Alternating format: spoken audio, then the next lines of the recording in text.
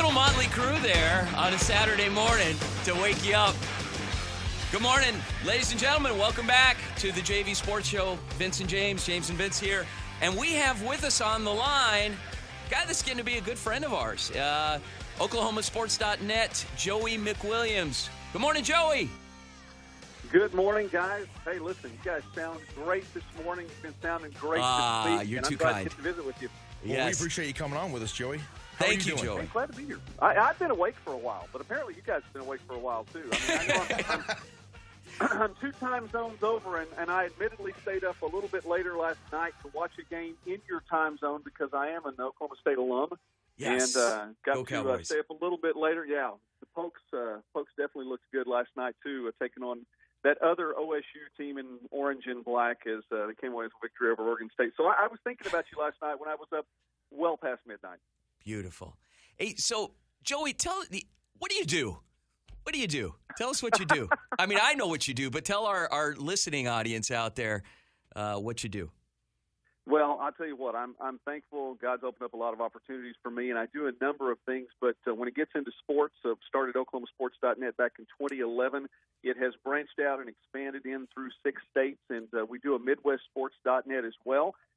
We are looking forward to our first show of the season. I know you guys have been on the air now for a little while as the fall's gotten started, but our first show, video show for our second season of Midwest Sports Saturday will air on a Thursday because, reasons. Actually, because Division II gets started on Thursday night in my neck of the woods. And so we're going to be on the air on Thursday, September 5th at the Southwestern Oklahoma, Southeastern Oklahoma football game. And so we've branched into video now, but we've been doing small college and high school content now for 8 years. I've been broadcasting sports for about 20 now from the high school level and the college level as well. And just like what you guys talk about every week, with small colleges, there's so much talent out there. There's so many good players, so many good coaches, so many good stories that it's a pleasure and a privilege, really, to get to cover and hopefully bring as much exposure as I can to these folks that deserve it. Well, we feel the same way, Joey, about the smaller schools, and we want to give them some love that they rightfully deserve. I mean, you're in the heartland there with some great athletic competition, specifically in the football realm with the GPAC, the Sooner Athletic Conference, the North Star Conference. Maybe talk about 2 teams really quick, if you would, that might give Morningside a run. Obviously, they're the odds-on favorite, but who do you think could maybe give them a little bit of competition this year? Well, I know this is going to sound like an easy pick for these things, and again, as we've had an opportunity to visit before, I'm going to stick with a couple of teams that I think will have an opportunity to give Morningside a run. Obviously, Morningside, the number 1 team in the country in NAI, I believe rightfully so until somebody says otherwise, and we'll see what happens. Then coming up, they take on St. Francis next Saturday, or actually today, taking on St. Francis today from Illinois. That'd be a good game. So that should be a good game. That's an 11 o'clock start Central Time, and so we'll see how that pans out. Who's going to give them the biggest run? I think the team that they faced in the national championship game last year, and that's Benedictine, number 2, Benedictine. They have a great defense, but they return so many folks on offense as well, so many key players to their offense, including quarterback Schaefer Schutz, who was the offensive player of the year in the Heart of America North last year. He's the quarterback and has a running back duo with him in the backfield in Charles Neihart and Marquis Stewart that are both 1,000-yard backs. And so I think with that going along and the defense able to keep people last year to less than 18 points a game, I mean, what a great combination right there. That is fantastic. The other team I think that may give a run is also from the state of Kansas, but in a different conference. Of course, Benedictine in the Heart and Kansas Wesleyan in the Kansas Collegiate Athletic Conference, KCAC there. Yeah. New coach in Myers Hendrickson, but he's going to be able to just keep things going at that same pace. Now, I had a chance to visit with him this summer, and, he thought they're getting a lot of hype, and they were. One preseason poll actually had them number 1, and I think kind of everyone up there shook their heads a little bit to say, hey, wait a minute, let's take to the field first before we go overboard on this. And Coach Hendrickson was the same way, but you have a DeMarco Pruitt in the backfield, an offense that's scoring up near 50 points a contest last year should be able to keep that same, 50 points a game. That's a tough pace to keep. Yeah. Again, but with a defense that, just like Benedictine, limiting opponents to less than 20 points a game, that's a combination for wins day in and day out. So I think it really does depend on how the playoffs were to shake out. But I can see both of those teams, Benedictine and Kansas Wesleyan, winning their respective conferences and making it into the postseason. You know, Joey, I caught the bug years ago on small college football when I spent a season out at Buena Vista College, now university, out in Storm Lake, Iowa. They were Division III and still are. But I'm a big fan of the Dakota schools, and for a long time it feels like, North Dakota, South Dakota State, University of, they had such a stranglehold on that Division II, and they've since moved up to FCS. But you still, in the NAIA, you've got that North Star Conference. You got a couple of teams in there, and there was one upset in particular for Dickinson State. But talk a little about that conference. I mean, there's some amazing football out there.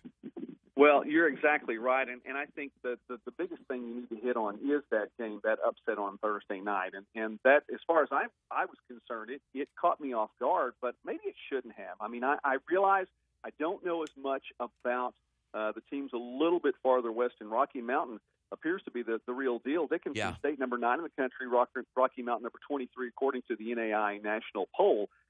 Definitely an upset, but maybe not. It's one of those games. 23-21 was the final score, as Rocky Mountain was able to, hold off Dickinson State. But it was a Dickinson State team that came back. But let's talk about the defense from Rocky Mountain in the first half. I mean, you're able to keep a solid quarterback in Hayden Gibson at bay for an entire half. This is a defense that gave up 70 yards in the first half against the top 10 team in the country. Forced punt.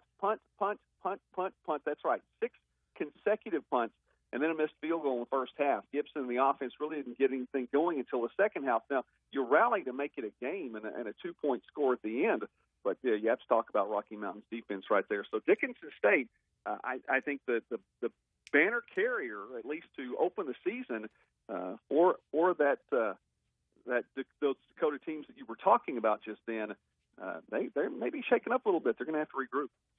Joey, give us a little breakdown on a typical Saturday in your household here, being this is the first real weekend of college football getting going here in the United States of America. Give me a little play-by-play, no pun intended, on what's a typical Saturday at your house. Are you watching games all day long? Are you going to games? Are you taking the family out? Or is everybody gathering around the TV and getting the appetizers going and watching some football? What goes on there? Or do you just kick everyone out and just focus with a notepad? That's what I see. I see that happening. Oh, no. Well, first off, guys, I have 5 kids, so kicking everybody out is a real chore. That would take more time than just watching the games, trying to get everyone kicked out. Actually, a couple of my daughters have moved on. I have 3 kids still at home, though. But, no, we were actually just, my wife and I were just watching game day a few moments ago before I settled in and wanted to make the call. I got to listen to the opening to the show here. What an honor to follow your dad, man. Goodness. You know what? I'm honored to be on the phone with you right now after definitely a special guest star like that, and I mean that. That's incredible. So thanks for having me on. He would probably echo that sentiment. So yeah. He thinks pretty highly of himself too. But you know what? He earned it. That is all right. So yes. Well, that is all right. Well, we get up early on a Saturday morning. We'll watch College Game Day, and the cool thing about that is, guys, is to get to marry somebody who watches College Game Day with you. And we have been to a number of games over the years, and travel someplace and watch a game and get up in the hotel room and watch College Game Day. We do that for 13 years. I broadcast Division II football on the air, so Saturday morning meant getting up and driving. I'm not doing that right now. However, I think we're going to get back into that because Midwest Sports Saturday is meant to be taken to the campuses. Now, there will be shows that will be in studio here at my house. Yeah. Oh, well, I'll tell you what. It's again, I thank God for the opportunities that are opening up. But as you all know, and what I've listened to you all, you have contacts. And what you were doing and getting to visit with all those folks up in Nebraska, fantastic, gentlemen. That is so great. And that's how, you just no Ubers after 9, but thank you. Yeah. You were almost going to call you, Joey. Yeah, I'm not even going to tell you how we got back to our hotel, but it's a whole other story in its own that we could spend the whole hour on. So the adventures are really what make it. The games are fun too, but the adventures along the way are what make it. But no, getting to do that and being out in the campuses, and so the first 4 weeks of the season will be on campus in different Division II and NAI schools within the 6-state footprint that MidwestSports.net covers right now. So excited about that. Yeah, we'll be on the road some, but for the first 2 weeks, there'll be Thursday night games, and so I get to watch some football at home with family.